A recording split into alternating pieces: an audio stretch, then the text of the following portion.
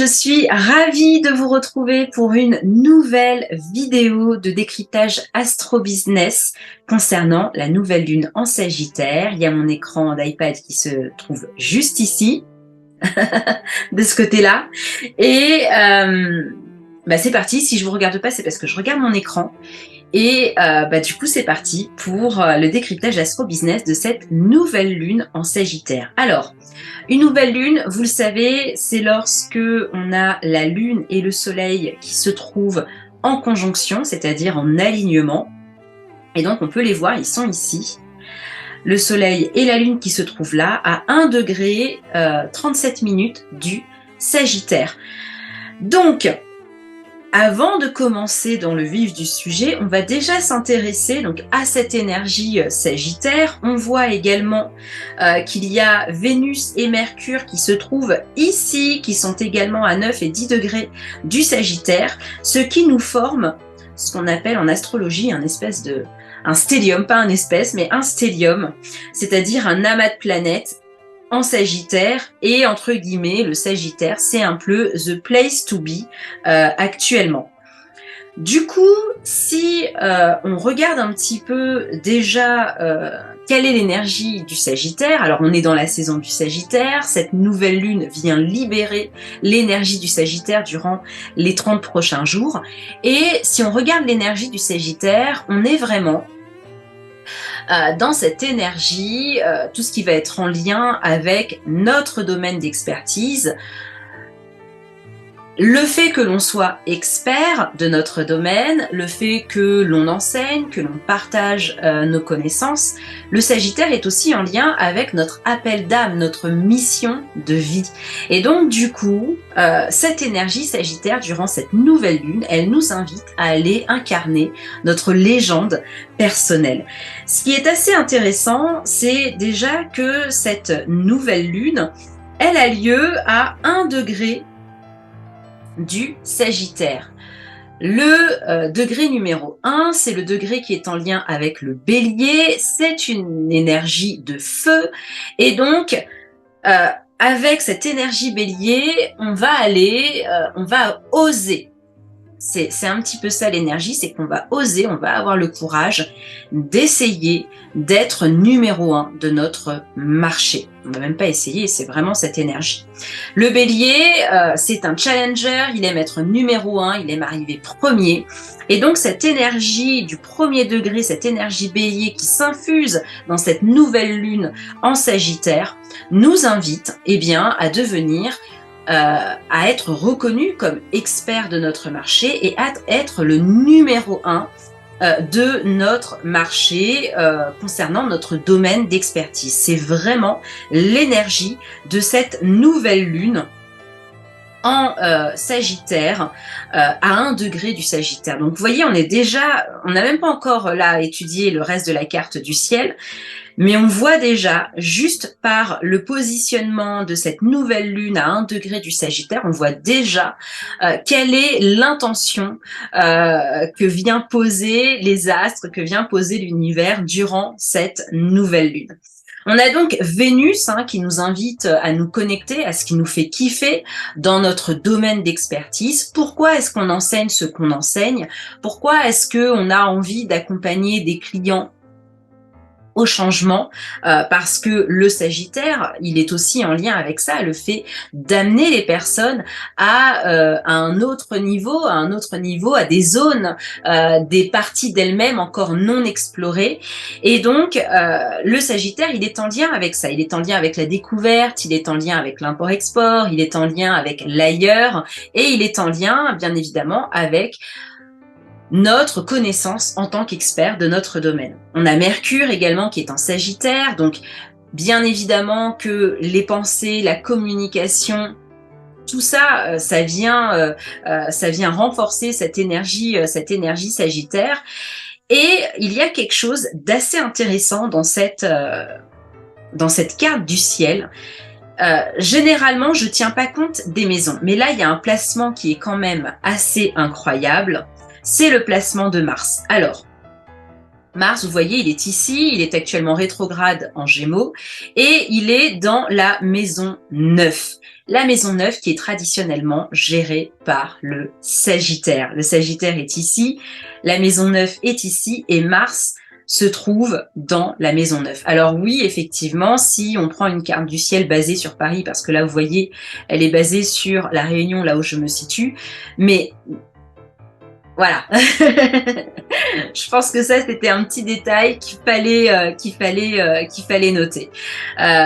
Donc oui, si je termine ma phrase, parce que je m'autocoupe toute seule, si je termine ma phrase, effectivement, si on prend une carte du ciel basée sur Paris, effectivement, les planètes ne seront pas forcément dans les mêmes maisons. Quoi qu'il en soit, j'ai trouvé ce détail assez intéressant, suffisamment en tout cas intéressant pour le noter et pour pouvoir un petit peu donner une teinte particulière à l'explication de cette nouvelle lune. À savoir que on a cette énergie de Sagittaire, teintée de cette énergie Bélier avec le premier degré, qui nous invite eh bien, à devenir expert de notre domaine. D'accord? Et notamment à devenir numéro 1. C'est pas uniquement être expert de notre domaine. Ça, c'est trop facile. On nous demande d'être le numéro 1. Cette énergie bélier nous invite à être le numéro 1, à être le premier. Et ce qui est très intéressant, c'est qu'actuellement, on a Mars qui est rétrograde en Gémeaux. Alors, j'ai fait un long audio sur mon canal Telegram privé. Tous les jours, je donne mon décryptage astro-business, voilà, de ce qui se passe dans le ciel. Du coup, je vais pas épiloguer là-dessus. Je vous invite à rejoindre mon canal Telegram et puis à écouter l'audio classe que j'ai fait sur Mars rétrograde en Gémeaux. Mais en quelques mots, Mars rétrograde en Gémeaux nous invite à revoir un petit peu notre stratégie de contenu. Et donc, dans la maison 9, la maison du Sagittaire, la maison de l'expertise, hein, des hautes études, de l'expertise, eh bien, la fenêtre qui nous permet finalement de devenir numéro 1 de notre domaine, eh bien, c'est en réanalysant, en regardant, en revoyant notre manière de produire du contenu. Et alors, c'est extrêmement intéressant parce que il y a quelques jours, j'étais en train de me poser la question: qu'est-ce que je vais faire de mon blog? Actuellement, mon blog, je l'anime pas vraiment. Il y a une partie blog sur mon site qui me sert essentiellement pour tout ce qui est prise de consultation et achat de mes produits en ligne.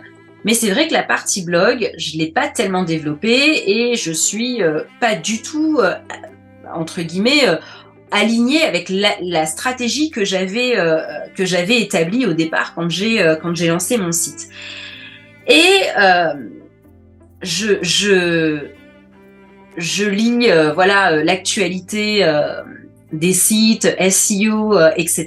Et je me rends compte que, alors c'est pas nouveau, hein, ça date un petit peu, je me rends compte que Google privilégie ce qu'on appelle les topical authority, c'est-à-dire les sites qui sont une autorité sur un sujet, notamment les sujets de niche.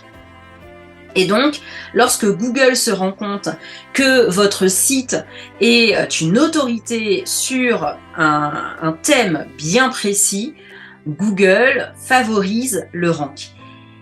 Et donc, du coup, on voit que ce Mars rétrograde en Gémeaux et puis ce Sagittaire là qui nous demande, cette nouvelle lune en Sagittaire qui nous invite à aller incarner notre légende personnelle, à devenir l'expert que l'on souhaite devenir et surtout être numéro 1 de notre marché.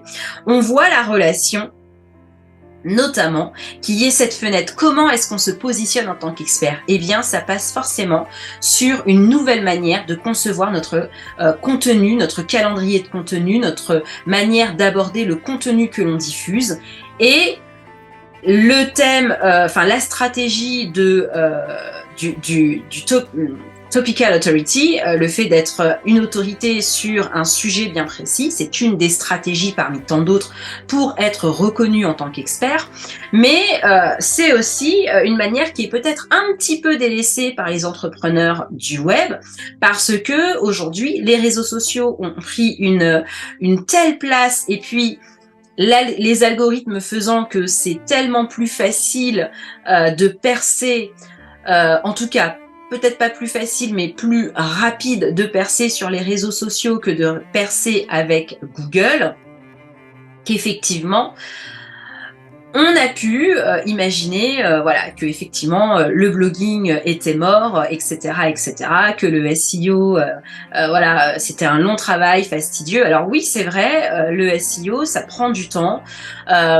Établir un site d'autorité sur un sujet bien précis, ça prend du temps. Aujourd'hui, on sait qu'on est entre 18 et 24 mois avant que Google nous rank si on a bien fait toutes les choses. Donc effectivement, et quand on regarde les sites qui ont adopté cette stratégie du Topical Authority, on voit que ça a mis entre 24 et voilà 2 ans et 3 ans avant qu'ils puissent vraiment être établis en tant qu'autorité.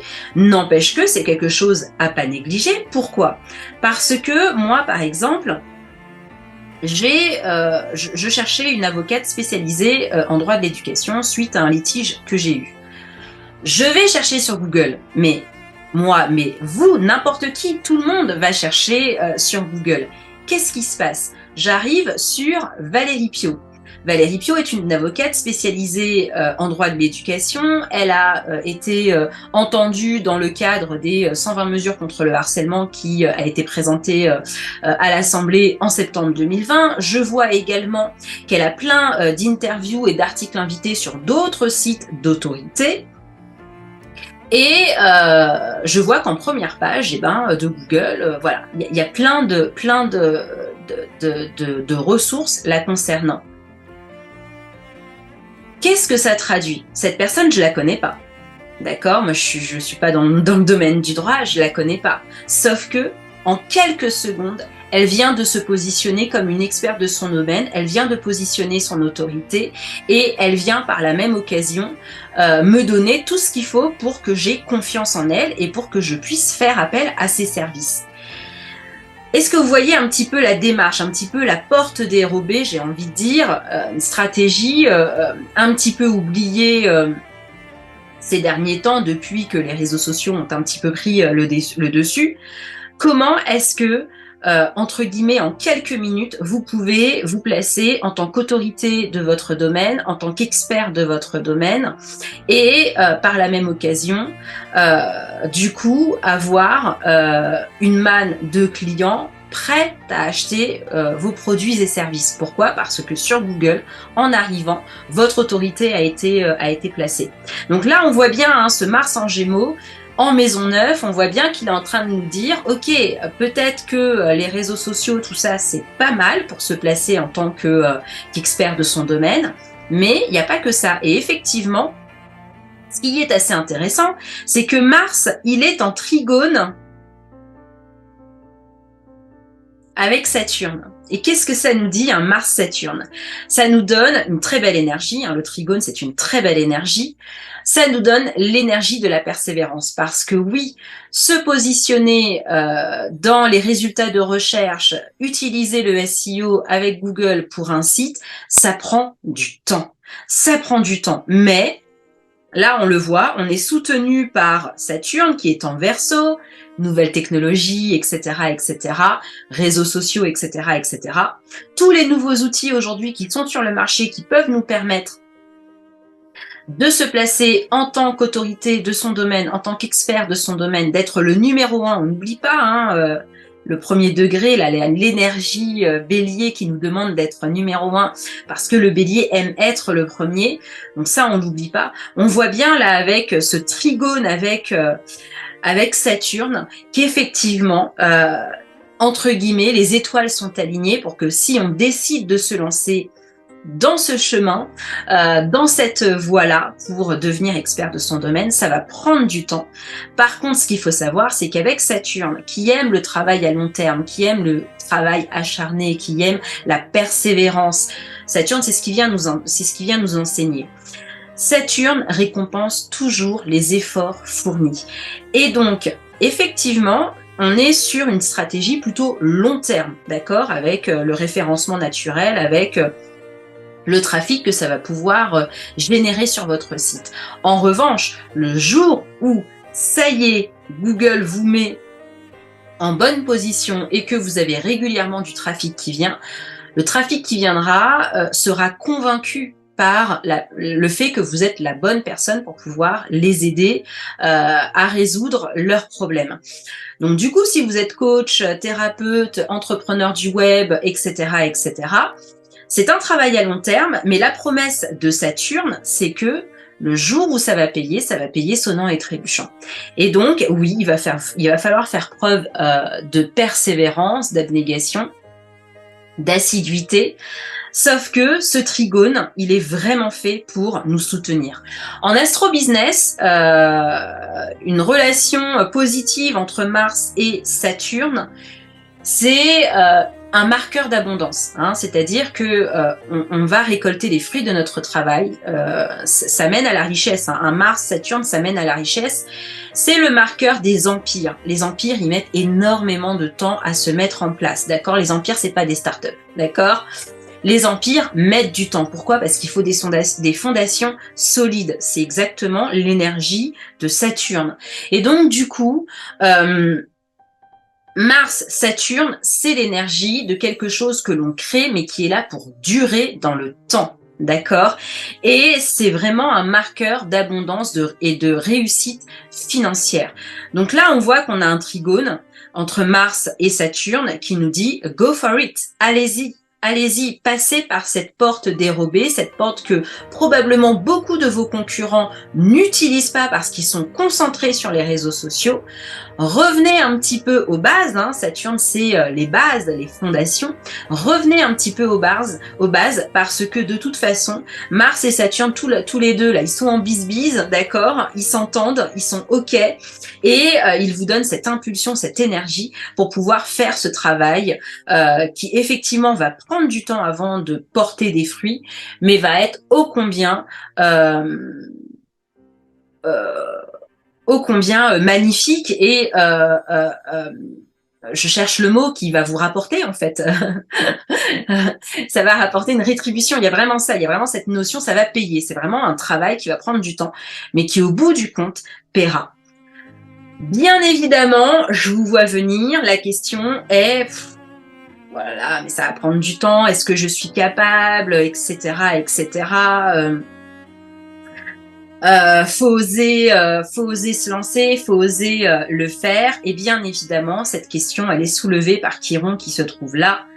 Et on a un trigone également entre Vénus et Mercure qui sont tous les deux en conjonction et en trigone avec Chiron qui est rétrograde en Bélier à 12 degrés du Bélier. Alors, faut savoir que Chiron, il est déjà passé par ce secteur, hein, le 12e degré du Bélier. C'était aux alentours de juin-juillet 2021. Moi, je me souviens exactement de cette date-là parce que c'est la date à laquelle j'ai décidé de revenir sur les réseaux sociaux, notamment sur Facebook, parce que j'avais l'ambition de faire passer mon business à un autre niveau. Et donc, je devais faire de nouvelles choses. Et c'est ce qui m'a poussé à revenir sur Facebook. Et effectivement, Chiron est en train de nous dire... Souviens-toi de ce que tu as mis en place dans ton business en 2021, aux alentours de juin-juillet. Souviens-toi de ce que tu as mis. Souviens-toi de ce que tu as osé faire. Moi, par exemple, j'ai osé revenir sur Facebook après des années d'absence. Souviens-toi de ce que tu as osé faire. Là, on va aller guérir, hein, parce que Chiron, c'est la guérison. On va aller guérir les derniers restes de ton syndrome de l'imposteur. Parce que oui, Chiron en Bélier, c'est oser être soi, avoir le courage de faire les choses que l'on n'a pas l'habitude de faire.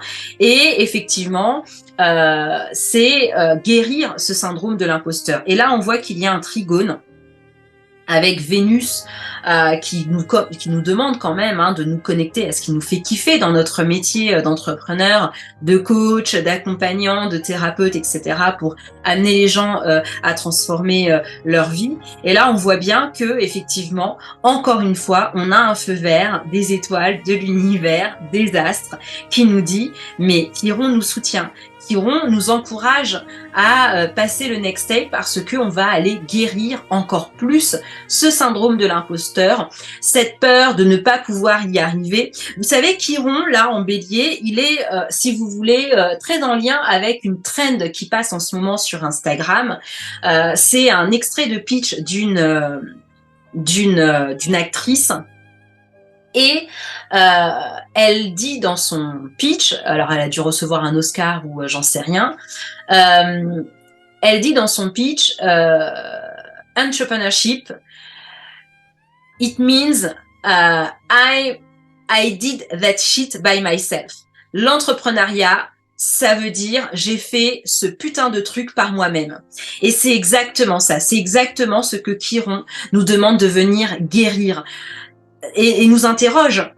Est-ce que je suis capable d'entreprendre ce truc-là pour mon business? Est-ce que je suis capable, d'avoir l'endurance, la persévérance, de mettre en place une stratégie long terme pour avoir plus de visibilité, pour montrer mon expertise, pour montrer mon autorité et pour au final servir plus de personnes, accompagner plus de clients à changer leur vie.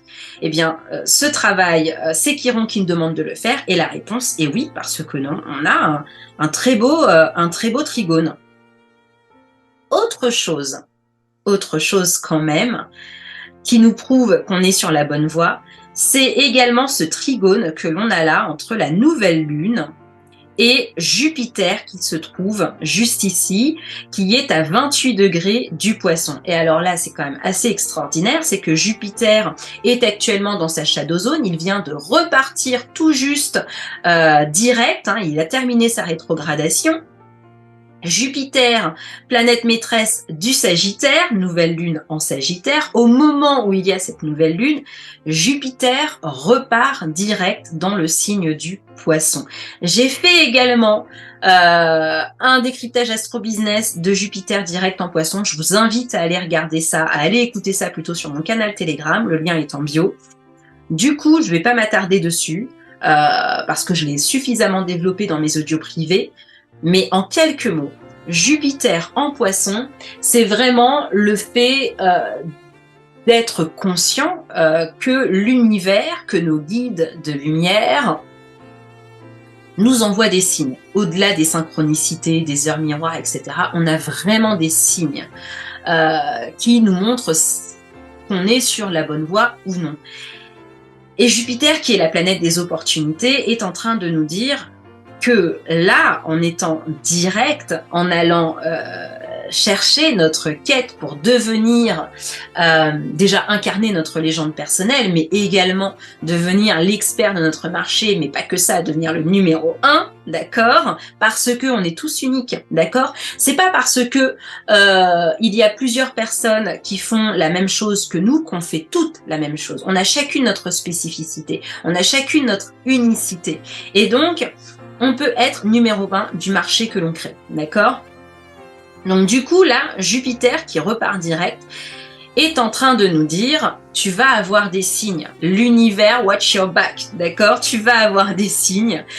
Donc, nos stress, nos craintes, tout comme Mars et Saturne nous soutiennent, tout comme on a Chiron qui est là, qui nous dit mais vas-y parce que tu vas aller encore plus guérir toutes ces blessures qui sont en lien avec le manque de confiance en toi, avec le syndrome de l'imposteur, toutes ces blessures qui sont en lien avec la reconnaissance de ta capacité personnelle à faire ce putain de truc par toi-même, ça tu vas aller le guérir. Donc là on a trois messages de l'univers dans cette carte du ciel qui nous dit go for it.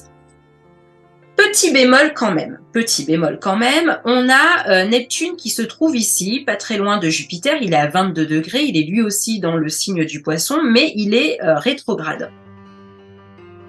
Neptune, là, en rétrogradation, conjoint à Jupiter, même si c'est un petit peu de loin, on a quand même 6 degrés d'orbe. Ça peut être une énergie de flou. C'est-à-dire qu'on peut sentir un espèce de découragement à l'idée de se dire « Oh putain, là, faut que je me lance dans un truc qui va pas rapporter tout de suite, quoi. Là, faut que je me lance dans un truc que tout le monde, enfin voilà, que c'est pas tout le monde qui fait, qui va être un petit peu fastidieux, qui va pas donner des fruits tout de suite. Et donc, on peut avoir ce sentiment de découragement avec cette énergie Neptune-Jupiter. Et puis aussi ce flou, le flou de pas très bien savoir comment est-ce qu'on va pouvoir y arriver, comment est-ce qu'on va pouvoir mettre en place les choses. Et donc voilà, vraiment cette énergie où on sent que ça va être compliqué, ça va être lourd. Moi, ce que j'ai envie de vous dire, c'est que Neptune, ça marche normal, c'est pas la rétrogradation. Comme toutes les planètes, ça marche normal, c'est la marche directe. La rétrogradation, c'est un moment. Donc effectivement, même si là aujourd'hui, ça paraît être une montagne, ce que l'univers vous propose. J'ai envie de dire, on n'a rien sans rien. On n'a rien sans rien, d'autant que, si vous voulez, on a quand même Uranus qui est là, qui va, pas tout de suite, mais dans quelques jours, va être quinconce à Mercure, qui se trouve ici. On va avoir un quinconce là, dans quelques jours. Qui nous invite à faire les choses différemment. C'est-à-dire que oui, si on veut devenir le numéro 1 de son marché, on ne peut pas continuer à faire les choses telles qu'on les a faites jusqu'à maintenant.